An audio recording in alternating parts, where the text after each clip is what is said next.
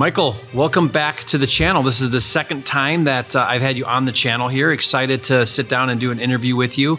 I've gotten to know you a little bit over, how long has it been since we met? A year or so? Year and a half now. Year and a half maybe, yeah. You came out to Puerto Rico to my fast track program and you actually stayed an extra day and got to hang out with me and my wife. And we talked about all kinds of stuff, business and plans and life and mindset, and my wife was involved in some of those conversations, which was great. And really just kind of like where you want to go next in life. From there, you kind of came back to Phoenix and did some things and did some deals and had some success. I'll put a link to a video. Our first interview was great. Great reaction. People like that video. It's got a lot of views, and I think it really kind of touched people because you talked about how you don't necessarily, when you get into this business, you talked a little bit about how you don't have to be the entrepreneur with all the overhead and all the responsibility, that you could actually be really successful underneath another group, another business, another company that's doing the business. So you've done that, but now you've branched out. You've gone on your own. So I'm excited to hear how it's going, what your plans are, what you're doing. So maybe let's pick up from where we left off, where you were working under Ricky over at Flip Lab and their group, and now here you are. Yeah. And thank you for having me back on the show. I really appreciate it, and it's always a pleasure hanging out with you. So, starting from where I left off, I'm still the spokesperson for the new investor out there that still is trying to find their way, of course, and being an entrepreneur is amazing, and I really enjoyed that. But eventually, you think about, hey, why did you leave your W-2 job? Yeah. And it always comes down to, just aligning with yourself and what your goals are. And, it's like, hey, maybe I should just take the leap of faith here and do what I should have been doing all along. And, for the company that I was working with before, I have so much respect for them because they got me to the next step. Yeah. And it's, and what, you were doing acquisitions with them? Yep, acquisitions, purely acquisitions, and then they essentially would take it from there. And doing some decent volume? Yeah, right? Yeah. It was at the height of the market, and I was also with them during the correction and up until pretty recently. So, everybody's making their adjustments, and that includes myself. And I was like, hey, you know what? When things are correcting, then maybe it's time to correct what I'm doing as well. It is a great time to reinvent yourself. Yeah. I like to look at market corrections as a great time to reinvent yourself, meaning it's a start over. It's a place to kind of say, okay, doors are closing. Maybe what was working isn't working so good. But whenever one door closes, another opens. What's that new door, and how do I capitalize on new opportunities? I feel like if the market doesn't give that to you, which it always does, but if it doesn't give that to you frequently enough, you got to create it yourself. Yep. So like what I do is I move around a lot, where I live. So every 3 to 5 years, I move to a completely different place. I don't know if we'll always do that because my wife's kind of like, can we like create some stability? Why do we have? But for now it's worked. And for the past 10, 15 years, that's how I've done it, because that move is a chance to start all over. It's a brand new start, because you meet new people, you're in a new place. You gotta make all new connections. It's a brand new market maybe to learn. So I'm a big believer in strategically reinventing yourself. Forcing yourself to be uncomfortable. Yeah. You've done it now several times because you had a good thing going when you left to start real estate, I remember. Yeah, definitely. What you were doing was great. Yeah. Awesome sales job. Mortgage banker at a Quicken Loans, which was the highest performing mortgage company. But you were doing good there. You were making good money. Yeah. To leave and start all over. Most people are afraid to do that. That's what I love about you, Michael, is you weren't afraid to follow your passion, and you're more interested in living a purposeful life than you are about a paycheck or doing something that isn't aligning with that purpose. Exactly. And people need to do that. I think a lot of people resonate with that, but they're afraid to leave the comfort of maybe a good paying job. Yeah. So, back to kind of where I'm at right now is, very much so still in an uncomfortable position where it's like, I'm still trying to figure out the right method, and, but after a year of doing it now, it's like, okay, I'm going to stay as far away from, trying to get tugged in as, a million different directions. We just stick with one method, go for it, master it, and then maybe start adding some stuff. When you say method, a way to do deals? Yes, okay. Correct. So yes, marketing strategy? Marketing strategies. And so right now what we're doing is, and a lot of other people are doing this, is agent outreach. Yeah, on market. Yeah. On market, yep. And also just, but also just cultivating a relationship with agents and letting them know that, hey, like I want to be a tool in your tool belt to help you solve sellers' problems and make your life easy. So, have them send us deals before they list it and go through all the hassle, and really just enunciating that when we're talking to agents. Great. And you would be very shocked to find that they have deals ready to go that they're working on. And it's always and I've only done 3 deals since I've left, the company only I was 3. working for. Yeah, but that's amazing. That's awesome. Yeah, but they're all just like situations where it's like, hey, like, we specialize in, solving sellers' problems, doing creative finance. And then it's like, oh, I actually do have a cousin who lives in a different state that is going through, a foreclosure. You think you'd be able to help them out. And the 3 deals I've done, the agent has actually just sent me the seller's contact info to close it myself. And then we just paid them a referral fee. Because it's not listed yet. No. So this is a seller that the agent probably went on a listing appointment, talked to the seller. Seller's got a distressed situation, either a property or personally.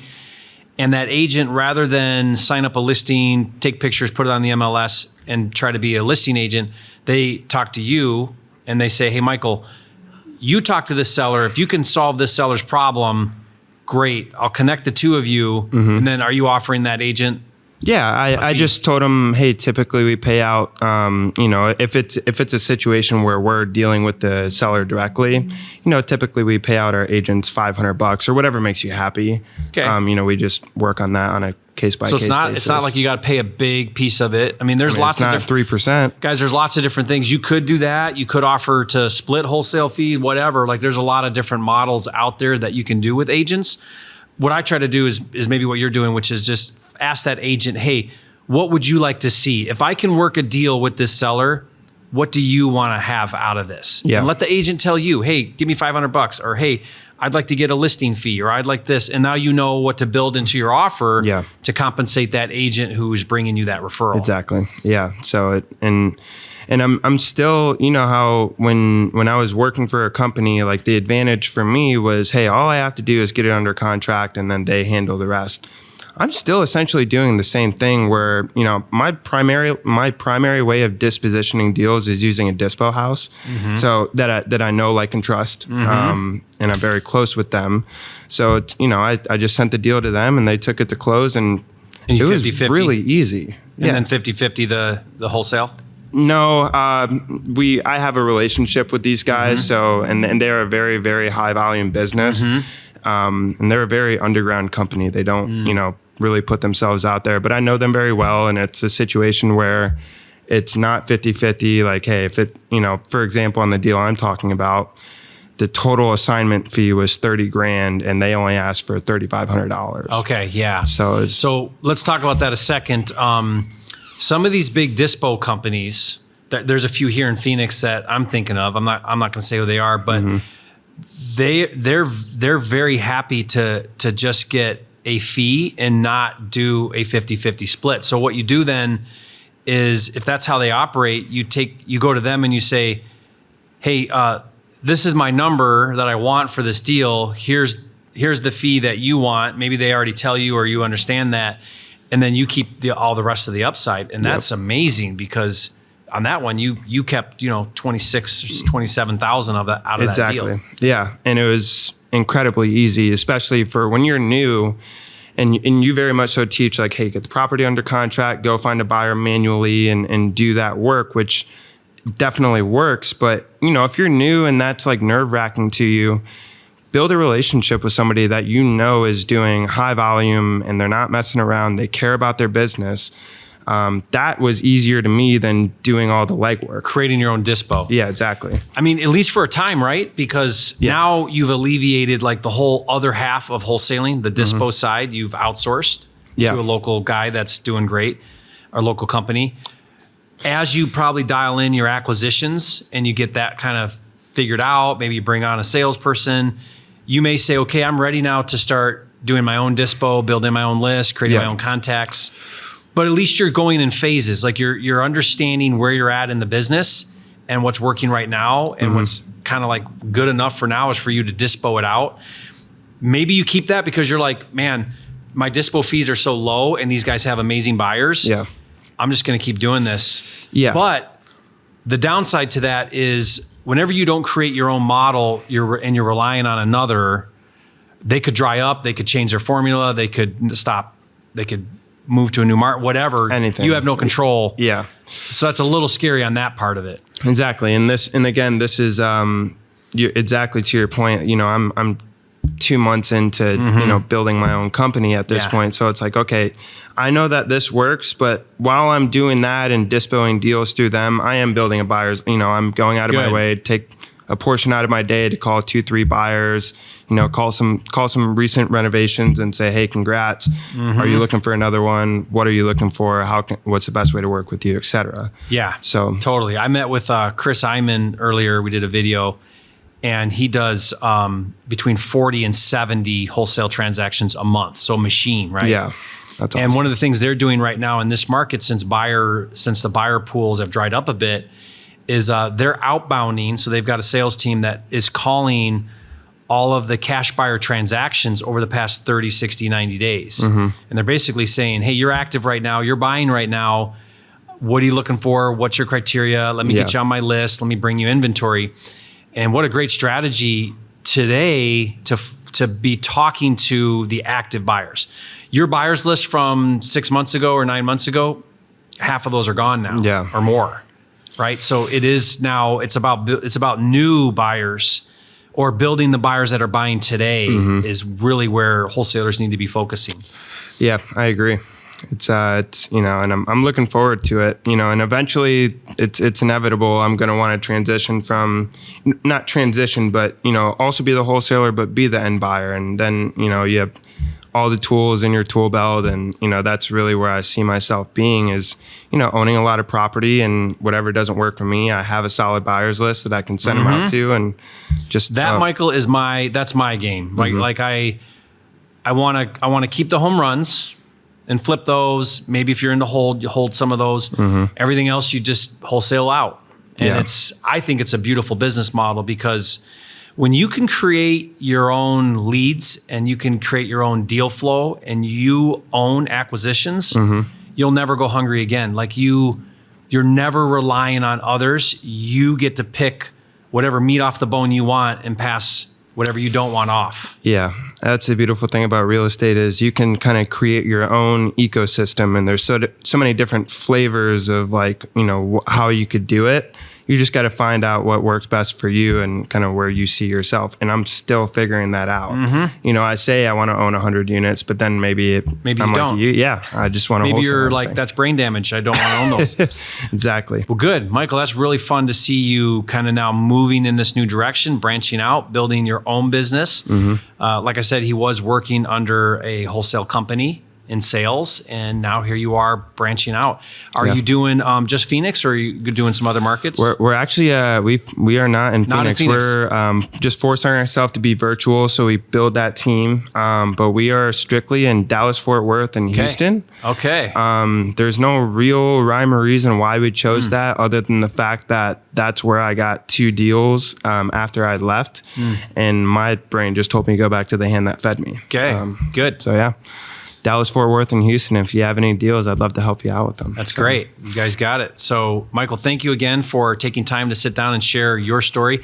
What let's kind of part with this. What piece of advice would you give somebody watching this because you said in the very beginning, you say, I'm very much that advocate for the new wholesaler.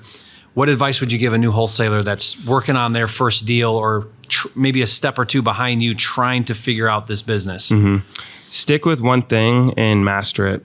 So whether that's direct to seller, agent outreach, making, you know, offers on market, just pick one thing, master that skill, and hit it as hard as you possibly can.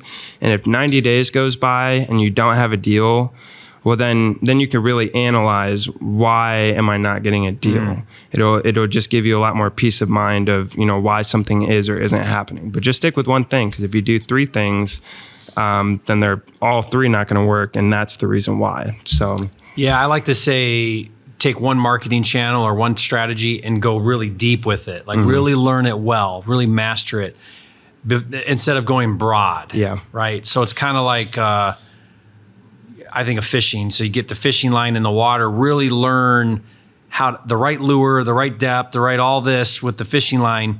When you start catching fish, maybe now add another fishing line. Exactly. The goal would be you got multiple channels that are all generating. But in the beginning, if you go horizontal, not vertical, what happens is like you've probably experienced, I've experienced this, is you just get spread too thin, and now you don't do any really one thing that good versus one thing really good. Exactly. So I think that's some good advice there, guys. So love that. Thank you, Michael. Thank you for doing this again.